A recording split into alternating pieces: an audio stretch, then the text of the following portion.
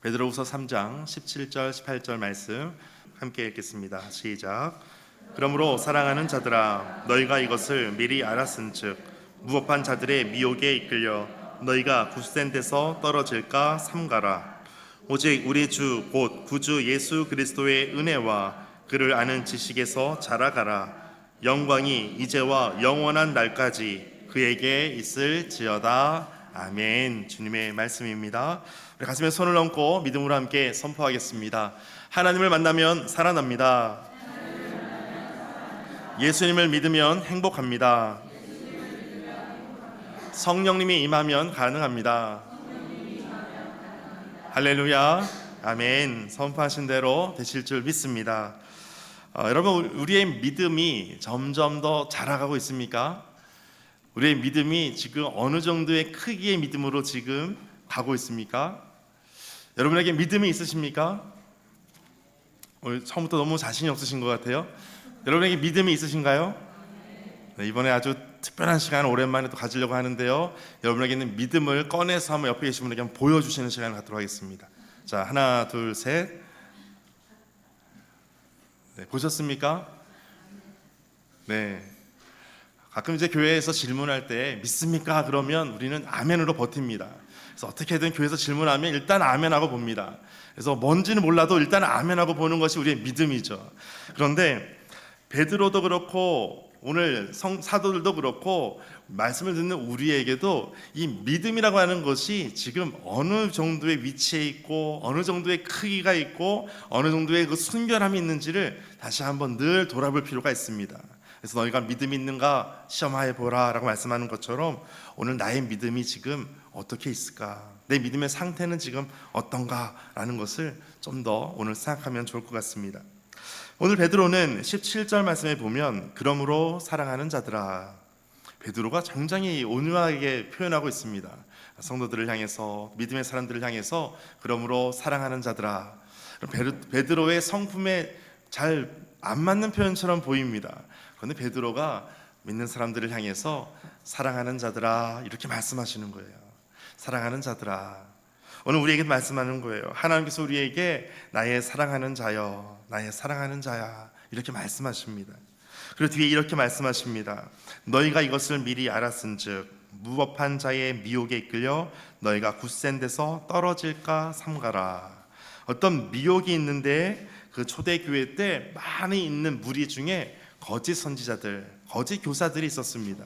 그래서 교회에 은근히 들어와서 몰래 들어와서 교회로 하여금 미혹하게 하고 교회의 믿음의 성도들이 믿음으로 시작하려고 할 때 믿음으로 가지 못하도록 방해하는 세력들이 있었다라는 것입니다.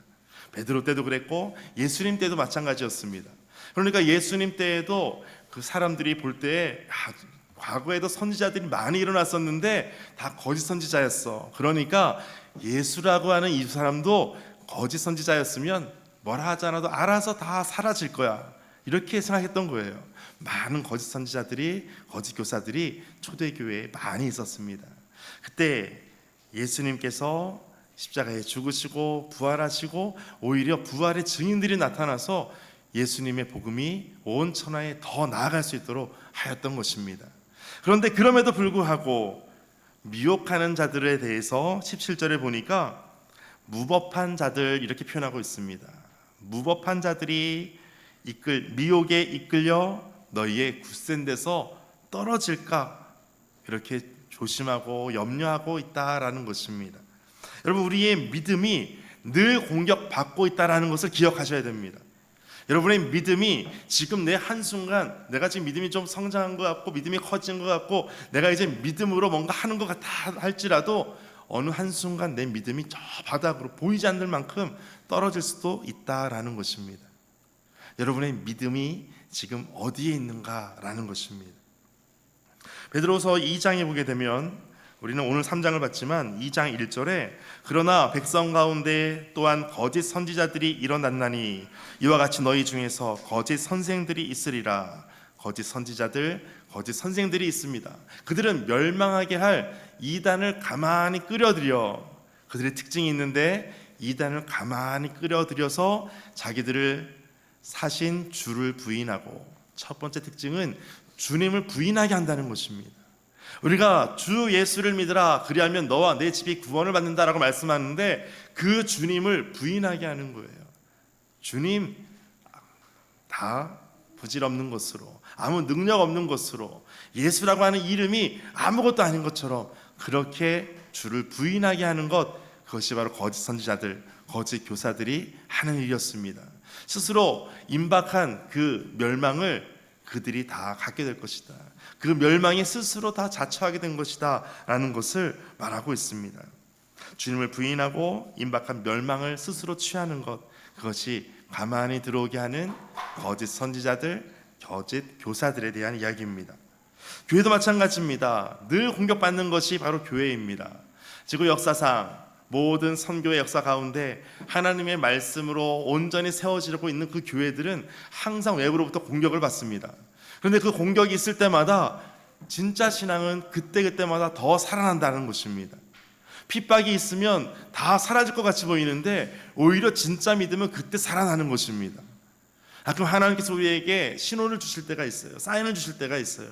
너 이렇게 하면 안 돼. 또 선지자의 많은 선지자의 말씀처럼 하나님께서 계속해서 경고하실 때가 있어요. 그때 깨달아야 되는 거예요. 하나님께서 말씀하실 때 그것을 한 귀로 듣고 한 귀로 지나가는 것이 아니라 마음에 새기는 거예요.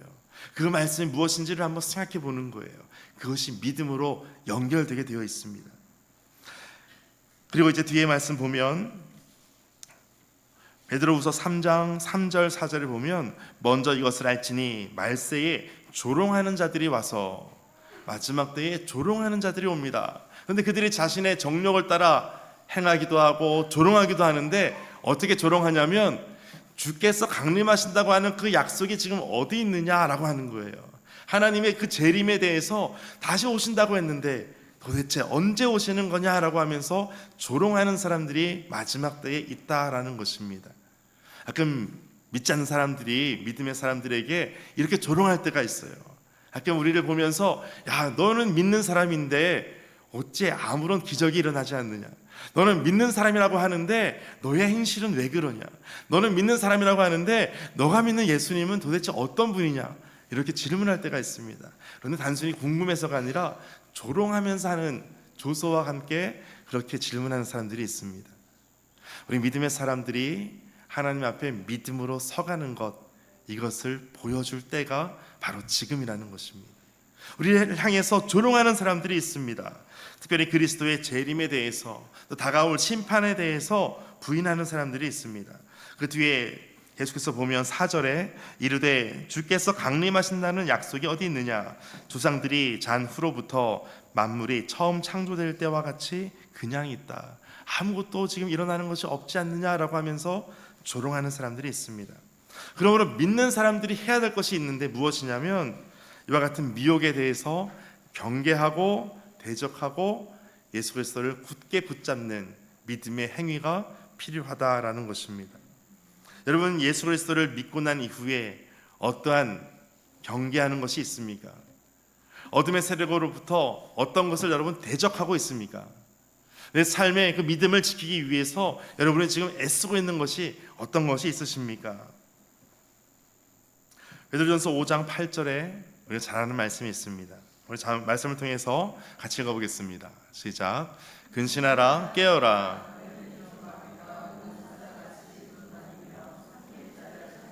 아멘. 근신하라, 깨어라 라고 하는 말씀을 시온 성경에 보니까 마음을 강하게 하고 늘 주의하십시오, 늘 경계하는 거예요. 늘 지켜보는 거예요. 늘 잠을 자지 않고 늘 지켜보는 거예요. 늘 깨어 있는 거예요. 여러분, 사자의 사냥 성공률을 예전에 말씀드린 적이 있는데 사자의 사냥 성공률은 25%가 됩니다. 수컷 사자는 5%가 더 떨어져서 갈퀴가 있기 때문에 사냥을 더 못합니다. 그래서 20% 정도가 됩니다. 그러니까 100마리를 사냥하면 20마리밖에 못 잡는 거예요. 80마리를 놓치는 거예요. 그런데 그 20마리에 드는 동물은 잡아먹히는 겁니다. 오늘 근신하라, 깨어라. 너희 대적 마귀가 우는 사자같이 두루다니며 삼킬 자를 찾는다. 시온 성경에는 이 사자가 으르렁거리면서 지금 삼킬 자를 찾는다라고 말씀하고 있어요. 마가복음 13장 5절 말씀에 예수님께서 이렇게 말씀하세요.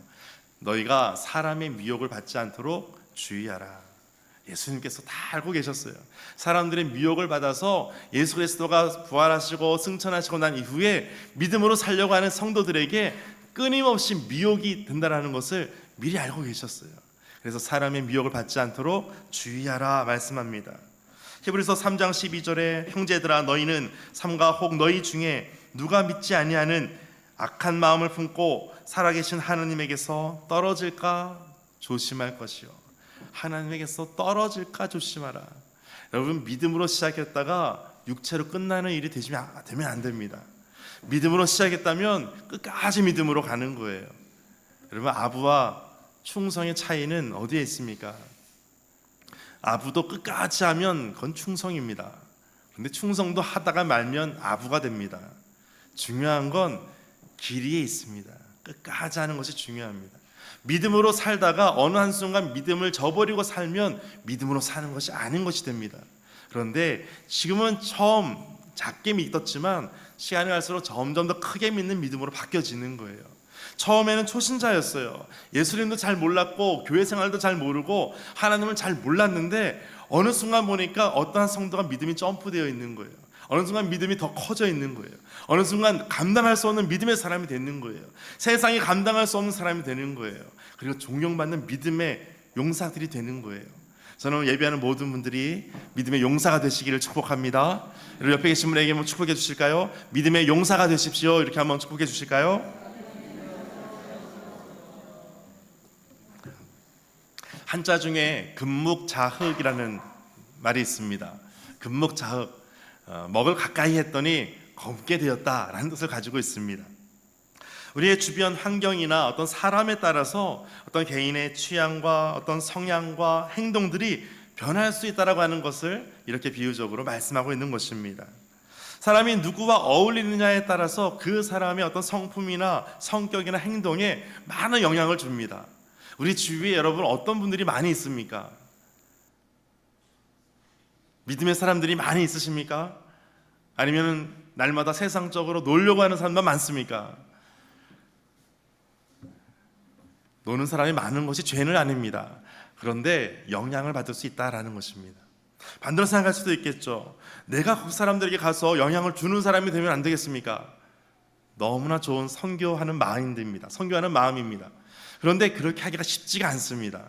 그래서 청년들을 가끔 결혼 상담을 하다 보면 남자친구가 여자친구가 하나님을 아직 믿지 않는데 내가 결혼해서 전도하면 되지 않겠습니까? 하는 경우가 많습니다. 여러분 중에도 그렇게 해서 예수님 믿기 시작하는 분도 계실 수 있습니다.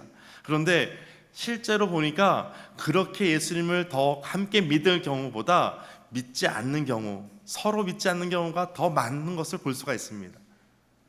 더 선한 영향력을 끼치고 더 포함해야 되는데 오히려 반대가 되는 경우가 상당히 많습니다.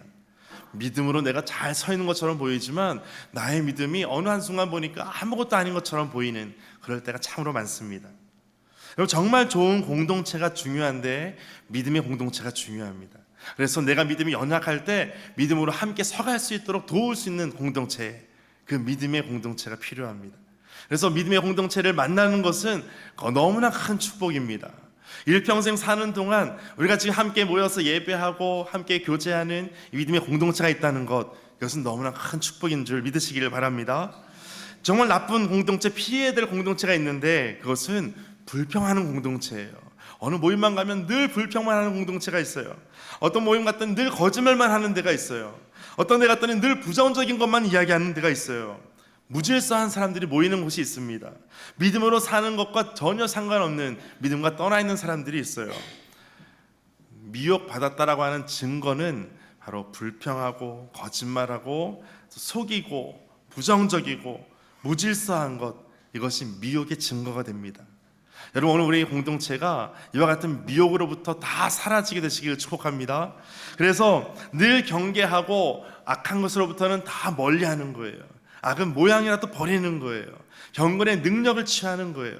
이것이 바로 믿음으로 사는 것입니다.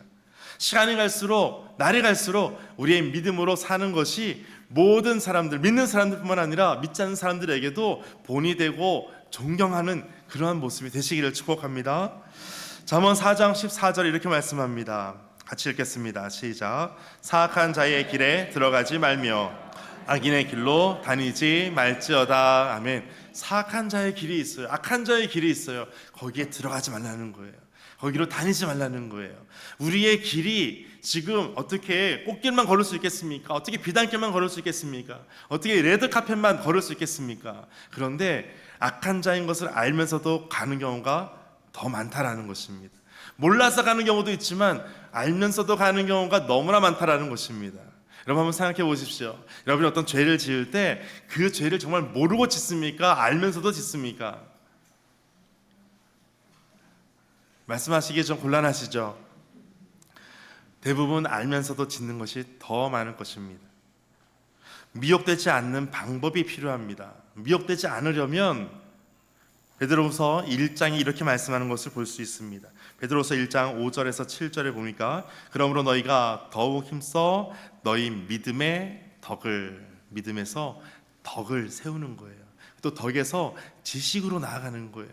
또 지식에서 절제하는 거예요. 절제하고 또 인내하는 거예요. 인내하고 더 경건한 모습으로 가는 거예요. 경건한 모습에서 형제 우애하는 모습으로 갑니다. 형제 우애에서 더 폭넓게 사랑하는 모습으로 가는 거예요. 그러니까 믿음에서 시작해서 결국은 사랑으로 마치게 되는 거예요.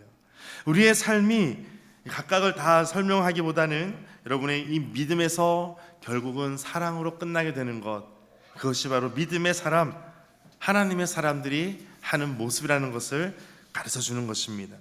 믿음이 있고 나서 믿고 나서 거기서 끝나는 것이 아니라 거기에서 덕과 지식과 절제와 인내와 경건과 형제 우애, 사랑으로 점점 더 개발되는 겁니다. 점점 더 발전하는 거예요. 점점 더 커지는 거예요. 믿음이 커지니까 내가 믿음으로 컸다, 내가 믿음이 크다, 그것을 자랑하는 것이 아니라 그 믿음이 나타나는 것이 바로 사랑이라는 것입니다. 그러니까 사랑으로 살아가는 그 모습이 이 사람은 믿음으로 사는 것이구나 라는 것을 보여주는 거예요. 믿음은 추상적일 수 있어요. 그런데 사랑으로 구체적으로 보이는 거예요. 하나님은 보이지 않으세요. 그런데 보이게 역사하시는 분이세요. 이것을 믿는 것입니다. 저는 이와 같은 믿음으로 오늘도 나아가게 되시기를 축복합니다. 그런데 이것을 5절과 10절에 보면 중요한 표현이 이것입니다. 베드로서 1장 5절에 그러므로 너희가 더욱 힘써라는 거예요. 더욱 힘써. 10절에서도 그러므로 형제들아 더욱 힘써, 더 힘써서 최선을 다해서 늘 깨어서 늘 경계하고 악한 것은 모양도 버리고 더 주님 앞에 가도록 더 힘써 가른다는 것입니다. 이것이 모든 미혹에서부터 우리가 막을 수 있고 보호할 수 있는 중요한 표현입니다. 여러분, 한 달에 한 번 예배 나오는 교인하고 매주 교회에 나오는 분하고 누가 더 하나님을 사랑하는 사람이 있겠습니까? 한 달에 한 번 나오는 사람, 매주 나오는 사람, 누가 더 하나님을 사랑할까요? 매주라고 생각하기 쉽은데 정말 어려운 질문입니다. 매주 나오면서 나는 매주 나오는 것으로 나는 할 거 다 했다라고 하는 분이 있을 수 있고요. 한 달에 한 번 나왔는데 작년에는 1년에 한 번 나온 사람이 한 달에 한 번 나오는 거면 그거는 다른 겁니다. 여러분, 한 달에 한 번 나오더라도 믿음으로 사는 사람들이 있어요. 오죽하면 주일에 밤 9시에도 예배가 있습니다. 밤 9시에 별이 뜨는 밤 해가지고 밤 9시에도 예배가 있어요. 주일에도 일을 하는 사람들이 있잖아요. 그러니까 일을 빠질 수 없으니까 출근을 했다가 밤 9시에 나와서 또 예배하는 사람들이 있는 거예요. 믿음으로 살기 위해서 더 힘써 나아가는 것입니다. 여러분, 우리가 오늘 선포하는 것이 이것입니다. 한번 따라해 보실까요? 적당히 믿지 않겠습니다. 적당히 믿으려고 하는 그 마음이 다 사라지게 되시기를 축복합니다. 미혹되지 않는 방법을 2장에서 찾아보니까 베드로서 2장 15절에 그들이 바른 길을 떠나 미혹되어 부올의 아들 발람의 길을 따르는도다. 미혹되어서 발람의 길을 따라갔다. 과거에 우리가 많은 교육 중에 하나가 모르는 사람 따라가지 말라는 것이 있었어요. 수상한 사람 따라가지 말라는 것이 있었어요. 과거에 제가 어렸을 때 보니까 인신매매범이 참 많았어요. 그래서 곳곳에 소식이 있었습니다. 어디에 누가 아이를 잃어버렸다, 아이를 잃어버렸다, 그런 경우가 많았었어요. 여러분, 미혹을 받으면 하나님께서 가르쳐 주시는 그 길이 아닌 다른 길을 따라가게 되어 있습니다. 부올의 아들 발람, 민수기에 우리가 계속해서 많이 묵상했던 지나왔던 부분이죠. 발람의 길을 따라가는 경우가 되는 거예요. 발람이 이스라엘 백성을 미혹했거든요. 그래서 영적으로 육적으로 우상 숭배를 하도록 미혹했습니다. 이스라엘 백성이 그것을 하나님께 가는 길을 따라가지 않고 이 유혹을 따라갔던 거예요. 그래서 유혹 따라가서 이스라엘 백성들에게 전염병이 발생했습니다. 연병이 발생해서 그때 죽은 사람이 24,000명이었어요. 그것이 민수기 25장의 말씀입니다. 그리고 나중에 6장이 더 지나서 민수기 31장, 32장에 가면 이제 그 미디안 사람들을 심판하시는 모습이 나와요. 그래서 미디안의 남자들을 다 하나님께서 심판하십니다. 다 죽이세요. 그리고 미디안의 5 왕을 다 하나님께서 심판하십니다. 그리고 그때 부올의 아들 발람도 거기에서 칼로 죽임을 받습니다. 하나님께서 다 심판하십니다. 악인의 길을 따라갔던 그 최후의 모습이 이스라엘 백성이 24,000명이 죽을 만큼 끔찍한 결과를 맞이했던 것입니다. 여러분, 우리가 지금 의의 길을 따라갈 것인가 악인의 길을 쫓을 것인가 기로에 서 있을 때 악인의 길의 그 결과가 얼마나 끔찍한지를 알면 우리가 오늘도 정신을 바짝 차릴 수밖에 없습니다. 정신 1도 뒤에 뭘까요? 하사불성. 정신을 하나로 모으면 못 이룰 것이 없다는 거예요. 하나님께 더 집중해 가는 거예요. 더욱 힘써 가는 거예요. 이 애씀이 있어야 경건의 삶을 살 수가 있는 것입니다. 가만히 있다고 우리가 경건해지지 않습니다. 가만히 있다고 거룩해지지 않습니다. 미혹받지 않으려면 끝까지 주의 말씀 붙잡고 기도로 나아가는 것입니다. 민수기 31장에 그 심판의 모습을 소개하고 있는데 미디안을 쳐서 남자를 다 죽이고 미디안의 5 왕을 죽이고 발람이 칼로 죽인 것을 소개되어 있습니다. 오늘 우리가 우리의 믿음이 어떠해야 됨을 오늘 말씀을 통해서 계속해서 우리에게 증거하고 있습니다. 베드로후서 3장 18절 말씀 같이 읽겠습니다. 시작. 오직 우리 주 곧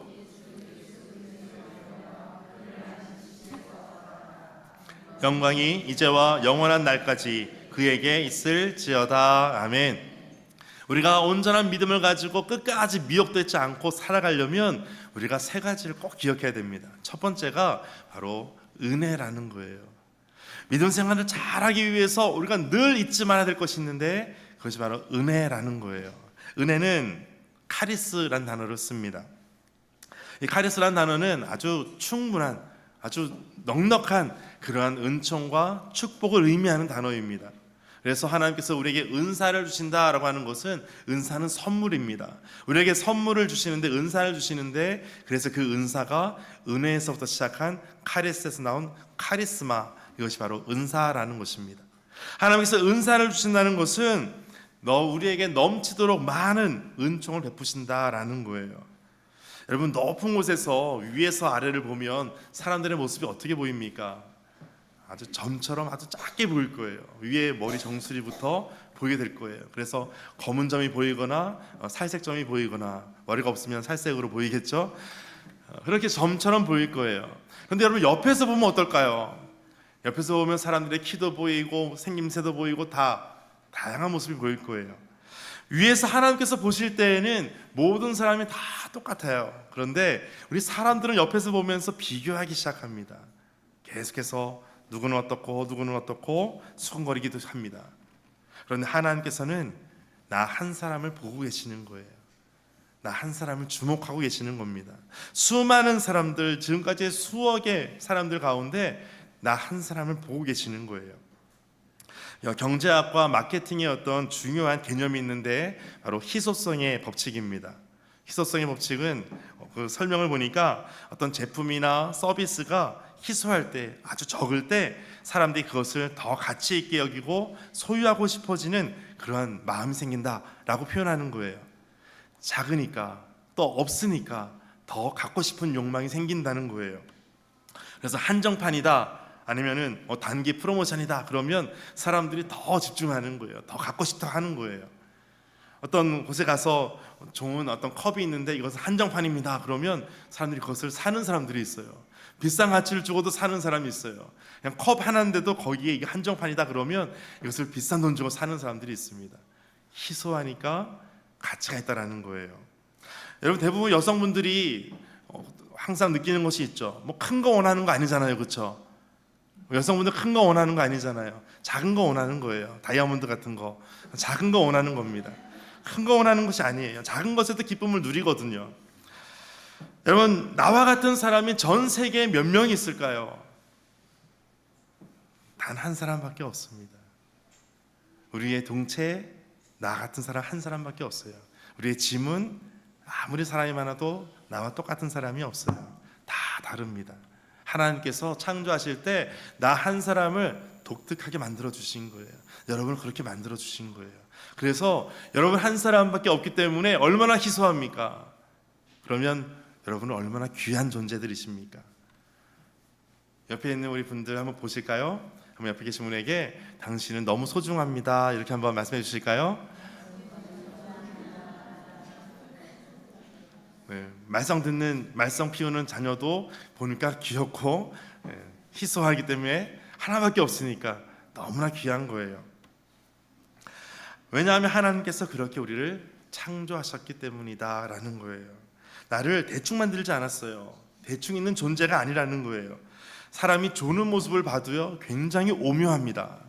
아주 신기하게 만들어 주셨어요. 어떻게 그런 표정이 나오는지 참 신기합니다. 하나님께서 그렇게 만들어 주셨거든요. 에베소서 1장 7절에 이렇게 말씀합니다. 우리는 그리스도 안에서 그의 은혜의 풍성함을 따라 그의 피로 말미암아 속량 곧 죄사함을 받았느니라. 아멘. 온 인류 가운데 나 한 사람만 있어도 그래도 예수님께서 나를 위해 십자가를 지셨을까요? 그래도 지셨다는 겁니다. 나 한 사람밖에 없어도 예수님은 나를 구원하기 위해 이 땅에 오시는 분이라는 거예요. 그처럼 그의 은혜의 풍성함에 의해서 나를 구속하셨습니다. 나의 모든 죄를 사해 주셨습니다. 오늘 말씀에 다시 두 번째 우리가 알아야 될 것은, 첫 번째는 은혜였지만 두 번째는 지식입니다. 그를 아는 지식에서 자라가라. 이 지식이라고 하는 것은 에피그노세이라는 단어를 씁니다. 이 단어는 완전하고 또 인격적이고 정확하고 바른 지식을 말하는 거예요. 이것은 체험적인 지식을 말합니다. 단순한 정보가 아니에요. 어떤 재원을 말하는 것이 아니에요. 하나님과의 인격적인 만남을 말할 때 그것을 지식이란 단어를 씁니다. 이것은 고 오카노 목사님이 이렇게 표현합니다. 빈자리가 없도록 하나님으로 가득 채우다라고 표현하고 있어요. 하나님으로 가득 채워지는 것, 내 안에 하나님의 지식으로 가득 채워지는 것, 그래서 완전해지고 인격적이고 정확하고 바른 지식으로 갈 수밖에 없는 것, 이것이 바로 에피그노세이라는 단어를 쓴다라고 말하고 있습니다. 여러분, 경험을 통해서 아는 것은 누구도 그것을 무시할 수가 없습니다. 내가 경험했기 때문에 그래요. 내가 알기 때문에 그래요. 여러분, 짜장면을 소개할 때 여러분 어떻게 소개하면 제일 좋겠습니까? 짜장면을 소개할 때 완전 까만색 같기도 하면서 까만색도 아닌 것이, 뭔가 약간 회색 같기도 하고 회색도 아닌 것이, 먹어보면은 전혀 상상할 수 없었던 단맛도 나고 짠맛도 나고 아주 새콤한 맛도 나고, 새콤한 맛은 안 나나요? 요리를 잘못하면 날 수도 있겠죠. 그렇게 또 면을 먹기도 하고 면을 쫄깃하기도 하고 넓적한 면도 있고 다양한 어떤 모습을 설계할 수 있을 겁니다. 근데 가장 쉬운 방법이 있어요. 데리고 가서 짜장면 한 그릇 사주는 거예요. 그리고 이것이 짜장면이야, 그러면 끝나는 거예요. 여러분, 주님에 대해서 소개할 때도 마찬가지입니다. 주님은 어떤 분이시다 하나 둘 셋 1번부터 10번 100번까지 다 소개를 해도 잘 모를 수 있어요. 그때 예수님을 만나기 시작하면 더 이상 설명이 필요가 없습니다. 말이 필요가 없습니다. 여러분, 예수님에 대해서 지식이라고 하는 것은 경험하는 거예요. 내가 만나는 것입니다. 그래서 오늘 우리의 기도가, 예수님, 우리가 만나고 싶습니다. 예수님, 우리를 날마다 만나 주십시오. 이것이 오늘 우리의 기도가 되시기를 축복합니다. 요즘 이제 투표하고 또 선거하면서 후보들이 많이 나와서 연설도 하고 토론도 하고 많이 했었습니다. 여러분이 아시는지 모르겠는데 저는요, 이재명 후보를 굉장히 잘 알고 있습니다. 김문수 후보도 저는 굉장히 잘 알고 있습니다. 또 그 외에 다른 후보들도 저는 굉장히 잘 알고 있습니다. 근데 문제는 그 사람들이 저를 모른다는 게 문제지만 저는 잘 알고 있습니다.